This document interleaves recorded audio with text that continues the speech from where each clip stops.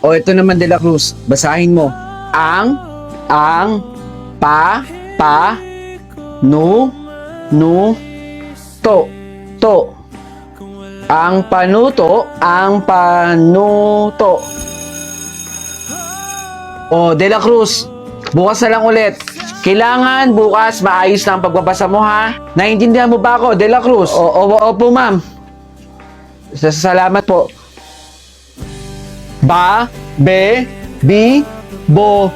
Bulol! Ayun si De La Cruz, oh. Yung bulol nating kaklase. Ang simple-simple na nga lang ng binabasa, hindi niya pa mabasa. Tara na nga. Bulol. De La Cruz. Ma'am, ito yung resulta ng exam mo. Ang baba pa rin talaga ng score. De La Cruz, ano ba nangyayari sa'yo? Naiintindihan mo ba talaga yung instruction? Kailangan mo matandang remedial, ha? Para makapasa ka. Cortez. Present, ma'am! De La Cruz. Absent po, ma'am.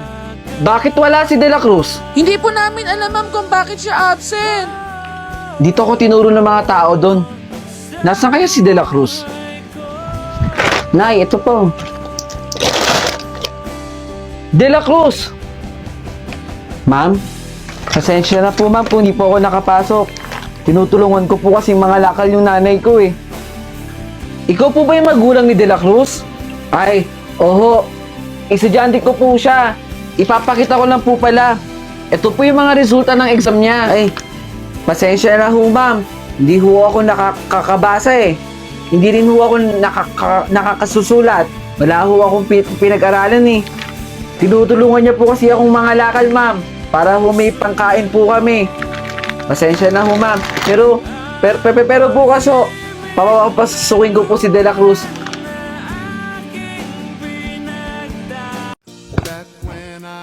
Hoy, Claire! Magugas ka daw ng plato doon, sabi ni Mama. Ha? Eh, kuya, hindi naman ako kumain doon, eh. Sasagot ka pa? Sige na. Ako na maghuhugas. Kala ko sasagot ka pa, eh. Tapusin ko lang itong ginagawa ko. Sige na, maghugas ka na doon. Magagalit pa sa'yo si Mama, eh. Ma, alam mo ba, yang si Claire, nagkaklase na yung teacher niya sa loob, siya nandun pa rin sa labas. Siguro nagkakating ka, no? Hoy, kuya, ano yung sinasabi mo kay Mama? Totoo ba yan, Claire? Umamin ka. Kuya, hindi ako nagkakating. Hindi ko alam yung sinasabi mo. Naku, kunwari ka pa, Claire, sabihin mo na yung totoo kay Mama. Ma, hindi ko po magagawa yun at wala akong dapat sabihin kasi hindi naman totoo yun. Ma, maniwala ka sa akin. Baka nagkakating yan. Siguraduhin mo lang, Claire, ha? Oo nga, paano ba to? Hoy, Claire!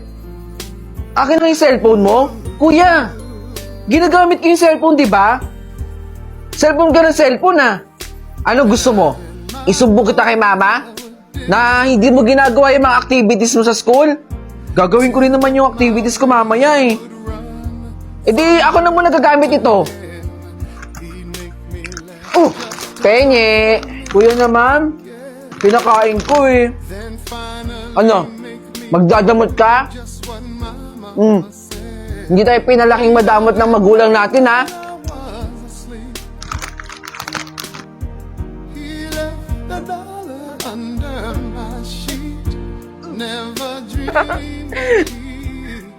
Claire, binato kita ng una na.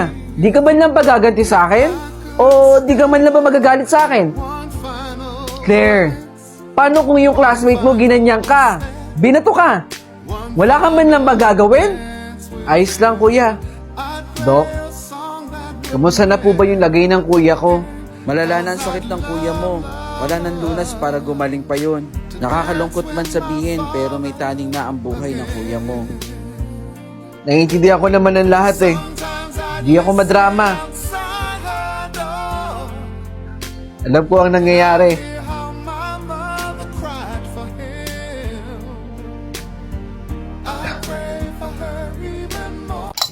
O anak, kainin mo tong hinanda kong pagkain para sa'yo. Oh, kainin mo yan. Ayoko pong kainin to. Anong ayaw mong kainin? Kainin mo yung inihanda kong pagkain para sa'yo. Ayoko po. Ano? Para magkasakit ka? Kainin mo yan. Ayoko nga pong kainin to. Huwag mo kong artihan ha. Kainin mo yan. Nak! Nak! May binili ako sapatos para sa'yo. Ang ganda, di ba? Bagay na bagay sa'yo to. Oh, sa'yo na. Bakit malungkot ka? Ayaw mo ba niyan? Akin na. Ibalik mo sa akin. Ibibigay ko doon sa kapitbahay natin. Hindi naman po sa ganun, ma. Hindi ka na lang maging grateful no? Binigay ko na nga sa'yo yung sapatos para may magamit ka. Tapos sisimangutan mo ako ng ganyan? Akin na. Ibalik mo sa akin. Dadali ko na lang sa kapitbahay baka sakaling ma-appreciate niya.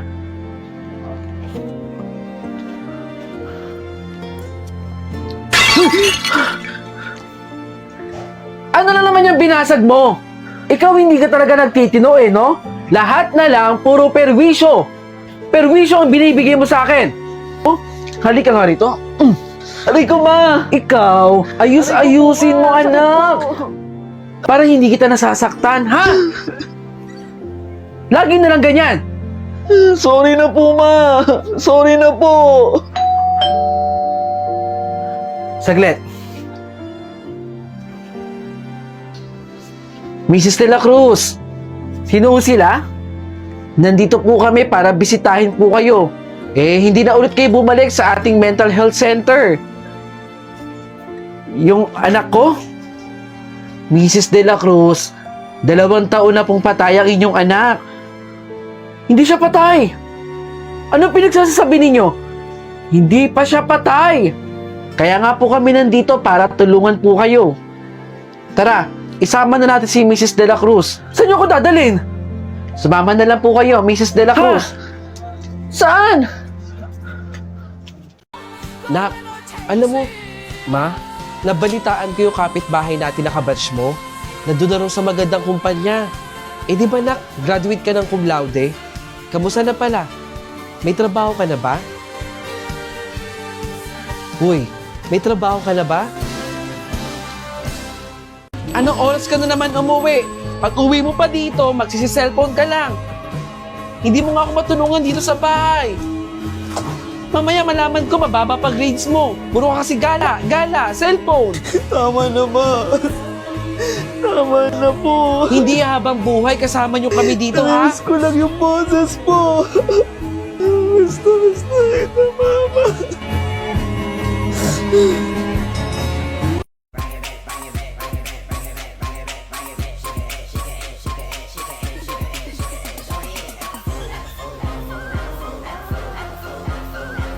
Huwag mag-alala, ipikit